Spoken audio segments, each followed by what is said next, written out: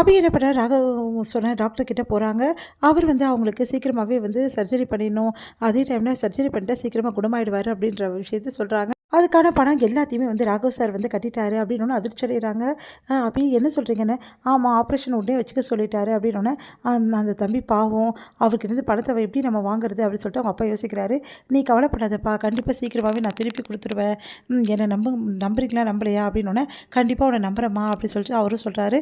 அதன்படி வந்து ஆப்ரேஷனுக்கான ஏற்பாடு எல்லாமே பண்ணிவிட்டு பணத்தையும் வந்து கட்டிடுறாரு ராகவ். அதனால் வந்து அபி ரொம்ப சந்தோஷப்படுறாங்க. ஆப்ரேஷன் அன்னைக்கு வந்து ராகவ் என்ன பண்ணுறாரு, அங்கே வராரு. அவங்களுக்கு தேவையான உதவியெல்லாம் அவங்க அபி குடும்பத்துக்கு தேவையான உதவி, அதேமாதிரி அபிக்கு தேவையானது எல்லாமே வந்து ராகு அழகாக பார்த்து செய்கிறாரு. அதேமாதிரி அவங்க அப்பாவை நல்லா பார்த்துக்கிறாரு. இதை பார்த்து வந்து அபி ரொம்ப சந்தோஷப்படுறாங்க. அடுத்து வந்து அபி என்ன பண்ணுறாங்க, ராகவ் கிட்ட உங்களுக்கு வந்து நான் தேங்க்ஸ் சொல்ல தான் வந்தேன் அப்படின்னு சொல்லிட்டு கையை கொடுக்குறாங்க. ராகவும் கையை கொடுக்குறாரு. 2 பேரும் ஒருத்தர் அப்படியே தன்னாரியாமல் பார்த்துக்கிறாங்க.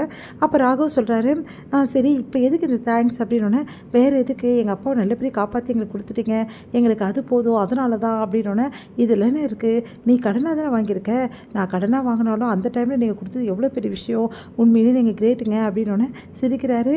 ஃபஸ்ட்டெல்லாம் வந்து நீயும் நானும் மீட் பண்ணும்போது சண்டை தான் வரும், இப்போ அப்படின்னோடனே அப்படியே யோசிக்கிறாங்க அபி. அப்புறம் வந்து இல்லை ஃப்ரெண்ட்ஷிப் தான் வளருது அப்படி சொல்ல வந்தேன் அப்படின்னு சொல்லிட்டு அப்படியே பார்த்துக்கிட்டே இருக்கார் அபியை. அடுத்து வந்து அபி சொல்கிறாங்க, சரி உங்களுக்காக ஒரு சின்ன கிஃப்ட்டு அப்படின்னோடனே, சின்ன கிஃப்ட்டா, என்ன கிஃப்ட்டு, இப்போ உங்களை சந்தோஷப்படுத்துகிற கிஃப்ட்டு தான் அப்படின்னு சொல்கிறாங்க. என்ன விஷயம் அப்படின்னா 2 கையும் வந்து காட்டுறாங்க அபி. சரி இந்த ஒரு கையில் வந்து உங்களுக்கு பிடிச்ச ஒரு சின்ன கிஃப்ட் இருக்குது, இன்னொரு கையில் எதுவுமே இல்லை, அது எந்த கைன்னு சூஸ் பண்ணுங்க பார்க்கலாம் அப்படின்னு சொல்லிட்டு 2 கையும் வந்து நீட்டுறாங்க. நல்லா டைட்டாக மூடியிருக்காங்க கையை. அதை பார்த்து ராகவ் வந்து என்னவா இருக்கும் அப்படின்னு சொல்லிட்டு யோசிச்சுட்டு ஒரு கையை வந்து தொடுறாரு. பார்த்தா அது ஒரு சாக்லேட் இருக்குது. உடனே வந்து சாக்லேட்டா அப்படின்னோடனே, ஆமாம் நீங்கள் சாப்பிடுங்க அப்படின்னோடனே, பரவாயில்ல நீ எடுத்துக்கோ எனக்கு வேணாம் அப்படின்னோடனே, என்ன நீங்கள் நான் சாக்லேட் கொடுத்தா வாங்க மாட்டீங்களா, சரி கண்டிப்பாக வாங்கிக்கிறேன், சரி நீயும் ஒரு சாக்லேட் எடுத்துக்கோ 2 பேரும் சாப்பிட்லாம் அப்படின்னோடனே, பேக்கில் அப்படி தேடி பார்க்குறாங்க. பார்த்தா பேக்கில் சாக்லேட்டே இல்லை. இல்லைங்க உங்களுக்கு தான் வந்திருக்கு அந்த சாக்லேட்டு, அதனால் நீங்கள் எடுத்துக்கிங்க அப்படின்றாங்க. சரி ஓகே அப்போ என்ன பண்ணுறது, 2 பேரும் 50-50 எடுத்துக்கலாம் அப்படின்னோடனே, இதை போட முடியாதே அப்படி சொல்கிறாரு.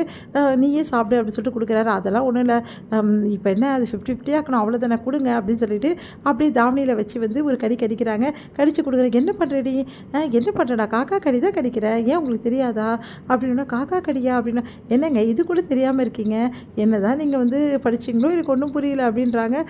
படிப்புக்கும் இதுக்கும் சம்மந்தம் இல்லை புரியுதா, அப்போ கூட இது கூட தெரியாமல் இருக்க, காக்கா கடினா கொஞ்சம் கடிச்சிட்டு கொடுக்குது, இப்போ வந்து எடுத்து பாருங்க இந்தாங்க அப்படி சொல்லிட்டு கொஞ்சம் கொடுக்குறாங்க. அதை வாங்கி வந்து டேஸ்ட் பண்ணி பார்க்குறாரு. ரொம்ப டேஸ்ட்டாக இருக்குது, எவ்வளவோ சாக்லேட் சாப்பிட்ருக்கேன் அபி, ஆனால் இப்படி ஒரு டேஸ்ட்டில் சாப்பிட்டதே இல்லை, அது ஒரு சின்ன சாக்லேட் இவ்வளோ டேஸ்ட்டாக இருக்கே, என்ன கம்பெனி அப்படின்னா, எந்த சாக்லேட்டு எந்த கம்பெனியும் வந்து தேவையே கிடையாது, நம்ம 2 பேரும் காக்கா கடிச்சு சாப்பிட்டோம்ல அதனால தான் அந்த டேஸ்ட்டு அப்படின்னு. நிஜமாவா அப்படின்றாங்க.